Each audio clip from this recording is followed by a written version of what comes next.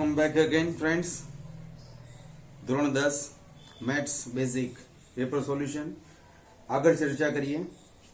આજે આપણે 7 ખાલી જગ્યાની વાત કરીએ. સેક્શન એ માં સ્ક્રીન ઉપર તમે રકમ જોઈ શકો છો. 13મા ક્રમે ખાલી જગ્યા આપી છે. આવૃત્તિ વિતરણમાં ઓજાય એ ખાલી જગ્યાની આલેખાત્મક રજૂઆત છે. ઓજાય કદાચ પહેલી વખત ધ્યાનમાં આવતો હશે આ શબ્દ, પણ વાંધો નહીં, જોઈ લઈએ. આવૃત્તિ વિતરણ આંકડા શાસ્ત્રના ચેપ્ટરમાં તમે લોકો મધ્યસ્થ જ્યારે શોધો છો ત્યારે વર્ગ અને આવૃત્તિ પરથી એક ખાનું બીજું બનાવો છો, જેને તમે કહો છો સંચય આવૃત્તિ. અને એ સંચય આવૃત્તિ થી ઓછા પ્રકારની સંચય આવૃત્તિ હોય છે. થી વધુ પ્રકારની સંચય આવૃત્તિ પણ મેળવી શકાય. તો જ્યારે થી ઓછા અને થી વધુ પ્રકારના સંચય આવૃત્તિ વિતરણ પરથી એની રજૂઆત જ્યારે આલેખમાં કરવામાં આવે, એક્સ અક્ષ ઉપર વર્ગ સીમા બિંદુઓ અને વાય અક્ષ ઉપર સંચય આવૃત્તિ, થી ઓછા પ્રકારની સંચય આવૃત્તિ હોય અને બિંદુ નિરૂપણ કરીએ તો આ પ્રમાણે આલેખ મળે. થી ઓછા પ્રકારનો સંચય આવૃત્તિ વક્ર જેને કહેવાય. અને એ જ રીતે થી વધુ પ્રકારનો આલેખ આ પ્રમાણે મળે. થી વધુ પ્રકારનો સંચય આવૃત્તિ વક્ર. તો સંચય આવૃત્તિ વિતરણની માહિતી આલેખમાં જે રજૂઆત કરો છો ત્યારે આપણને જે વક્ર મળે છે એ વક્રને સંચય આવૃત્તિ વક્ર અથવા એનું બીજું નામ છે ઓજાઇવ. એટલે આ જે શબ્દ વાપર્યો છે ઓજાઇવ, એ કોની આલેખમાં રજૂઆત છે એ ખાલી જગ્યામાં પ્રશ્ન પૂછેલો છે. તો જવાબમાં આપણે લખીશું સંચય આવૃત્તિ વિતરણ. સંચય આવૃત્તિ વિતરણની આલેખાત્મક રજૂઆત એનું જ નામ ઓજાઇવ. અને ઓજાઇવ માટે વપરાતો બીજો શબ્દ સંચય આવૃત્તિ વક્ર. અહીંયા એક વસ્તુ એ પણ ધ્યાનમાં રાખવી જરૂરી છે કે આ બે વક્રો એકબીજાને જ્યાં ક્રોસ થાય એ છેદ બિંદુની જો તમે એક્સ અક્ષ ઉપર લંબાવો છો તો અહીંયા જે પણ વેલ્યુ તમને મળે એક્સ અક્ષ પરની એક કિંમત, એ તમને મધ્યસ્થનો જવાબ આપે છે. મધ્યસ્થ એટલે ક્યારેક ખાલી જગ્યામાં પૂછાય તો યાદ રાખવું કે આ સંચય આવૃત્તિ વક્રના છેદ બિંદુમાં એક્સયામ, છેદ બિંદુ જે મળે એનો એક્સયામ કઈ કિંમત સૂચવે છે તો મધ્યસ્થ નહીં. પણ અત્યારે હાલ પૂરતી જે ખાલી જગ્યા છે કે આવૃત્તિ વિતરણમાં ઓજાઇવ એ કોની આલેખમાં રજૂઆત છે તો સંચય આવૃત્તિ વિતરણની. ત્યાર પછી 14મા નંબરે ખાલી જગ્યા છે કે સમતોલ પાસાને એક વખત ઉછાળીએ તેની સપાટી પર અંક 7 આવે તેની સંભાવના. પાસો 6 સાઈડ છે, દરેક સપાટી પર ટપકા સ્વરૂપે જે અંક આપણે લખીએ 1 2 3 4 5 6 હોય છે. અહીંયા પ્રશ્નમાં આપણને 7 કીધું છે. તો પાસાને જ્યારે ફેંકવામાં આવે, ઉછાળવામાં આવે, તેની સપાટી ઉપર અંક 7 કોઈ દિવસ આવે નહીં. એનો મતલબ કે આપેલી ઘટના એ અશક્ય ઘટના થઈ. અને અશક્ય ઘટના હોય તો એની સંભાવના હંમેશા 0 મળે. એટલે સમતોલ પાસાને એક વાર ઉછાળીએ, સપાટી પર અંક 7 આવે તેની સંભાવના કેટલી તો 0. એ જ રીતે ઘટના ઈ ની સંભાવના, અને ઘટના ઈ નહીં એટલે કે ઘટના ઈ ન બને, ઘટના ઈ ની પૂરક ઘટના, એની સંભાવનાનો સરવાળો ખાલી જગ્યા. ઘટના ઈ ની સંભાવના જેને આપણે P of E વડે દર્શાવીએ. ઘટના ઈ ન બને એટલે કે પૂરક ઘટના P of E ડેશ, એટલે કે કોઈ પણ ઘટના અને તેની પૂરક ઘટનાની સંભાવનાનો સરવાળો હંમેશા 1 થાય. મારે ખાલી જગ્યામાં જવાબ 1 આવશે. ત્યાર પછી લીપ વર્ષ જેમાં 53 સોમવાર આવે તેની સંભાવના કેટલી. લીપ વર્ષ કે જે દર 4 વર્ષે આવે છે. અહીંયા તો લીપ વર્ષ લખી દીધું છે. ઘણી વખત લીપ વર્ષમાં તમને વર્ષના 4 આંકડા લખીને પણ આપ્યા હોય, પણ એ લીપ વર્ષ છે કે સામાન્ય વર્ષ છે એ નક્કી કરવા માટે કોઈ પણ વર્ષ તમને લખીને આપ્યું હોય, ફોર એક્ઝામ્પલ 1992.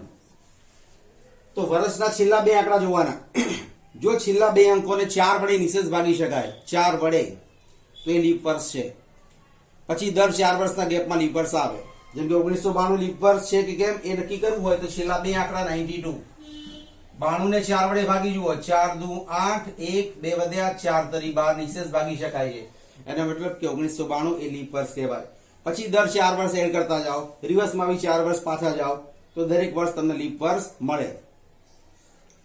છેલ્લે 2000 ની સાલ લીપ વર્ષ, તેના પછી આગળ વધો 2004, 2008, 2012, 2016, 2020 એ પણ લીપ વર્ષ, 2024 એ પણ લીપ વર્ષ. દર 4 વર્ષે લીપ વર્ષ આવે. એટલે વર્ષ આપ્યું હોય તો છેલ્લા બે આંકડાને 4 વડે નિશેષ ભાગી શકાય તો એ લીપ વર્ષ છે, અન્યથા એ સામાન્ય વર્ષ. હવે લીપ વર્ષ હોય તો આગળની વિગત. સામાન્ય વર્ષ અને લીપ વર્ષમાં તફાવત શું છે? તો લીપ વર્ષમાં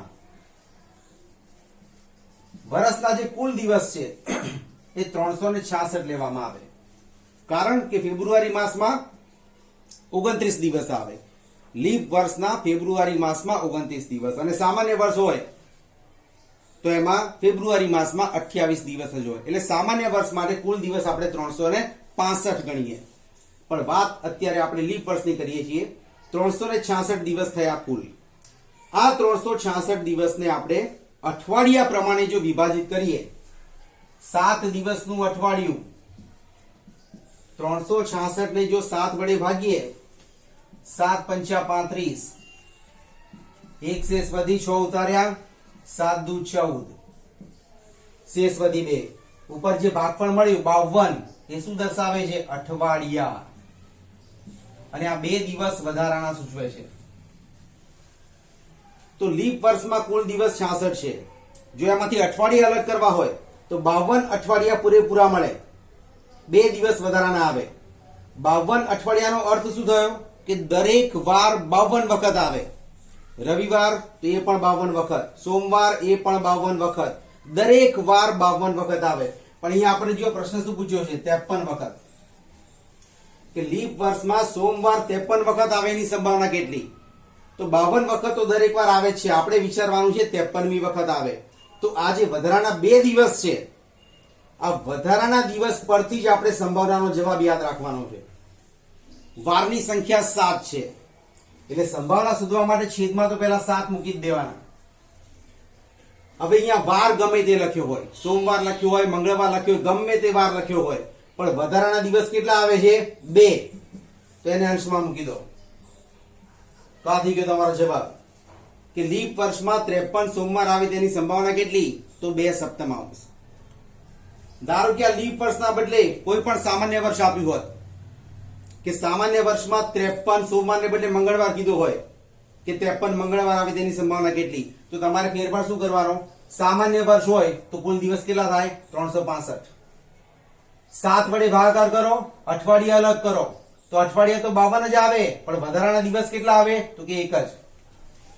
તો આ વધારાના દિવસ અંશમાં મૂકવાના, છેદમાં તો 7 જ રહે, વારની સંખ્યા 7 છે માટે. તો ત્યાં જવાબ તમારો થઈ જાય 1 સપ્તમાંશ. એટલે કુલ દિવસમાંથી અઠવાડિયા અલગ કરી દો, અને વધારાના દિવસ કેટલા આવે, આ વધારાના દિવસ એને તમારે અંશમાં મૂકવા, છેદમાં 7 જ મૂકવાના. એટલે આપણી પાસે લીપ વર્ષ છે. લીપ વર્ષના કુલ દિવસ 366, 52 વડે ભાગતા શેષ આપણને 2 મળે છે. માટે 53 સોમવાર આવે તેની સંભાવના 2 સપ્તમાંશ. 17મા નંબરે એક બહુપદી આપી છે x² - 4x + 3, જેના શૂન્યો આલ્ફા અને બીટા હોય, તો એના વર્ગનો સરવાળો ખાલી જગ્યા થાય.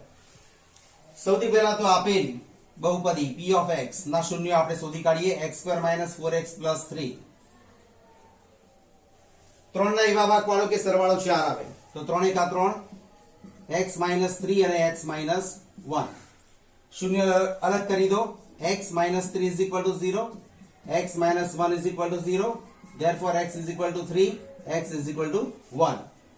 તો આપણી પાસે બે શૂન્યો થઈ ગયા, 3 અને 1. એટલે આલ્ફા 3 લઈ લો અને બીટા 1. જવાબ શું માંગ્યો છે? α² + β². કિંમત મૂકી દો. Alpha square plus beta square. Alpha 3 નો વર્ગ, બીટા 1 નો વર્ગ. 3 નો વર્ગ 9 પ્લસ 1 માટે જવાબ મળે 10. Alpha square plus beta square is equal to 10.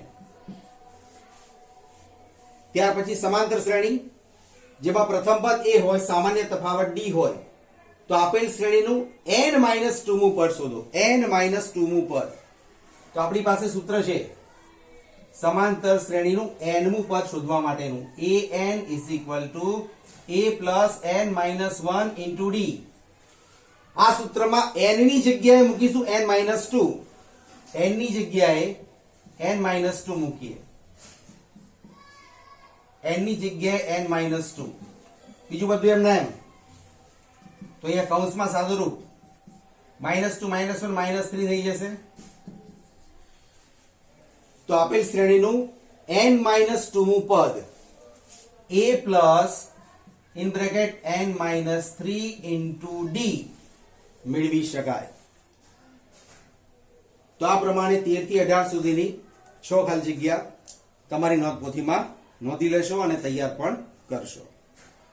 વધુ નેક્સ્ટ લેક્ચરમાં. Good bye, have a nice day.